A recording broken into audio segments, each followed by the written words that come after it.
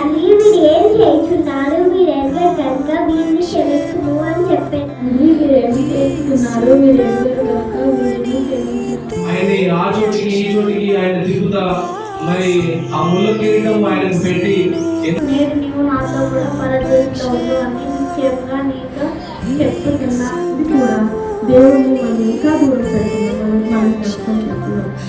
ఎందుకంటే భయంకరమైన రోజు మా ఇంటిలోని కుమారుడు ఇంటిలోని తల్లి మనకు మాదిరిగా ఆయన తల్లిదండ్రుల సేవ చేస్తారు. తల్లిదండ్రుల పట్ల నా దేవా నన్నెందుకు చేయవచ్చితివి, నా దేవా నన్నెందుకు చేయవచ్చితివి. అప్పుడు పలికినట్లు ఇప్పుడు దేవుడు మన ముందు చీకటి అయ్యింది. నేను రక్షించున్నాను. నెరవేరాలంటే యేసుక్రీస్తు ఊరికే ఈ మాట అనలేదు. పాత నిబంధన జనరల్గా ఒక మనిషి చనిపోయేటప్పుడు చివరిగా మాట్లాడే మాటలు నీ చేతికి నాకు అప్పగించుకుంటున్నాను నేను. అక్కడ చూపించాడు అన్నమాట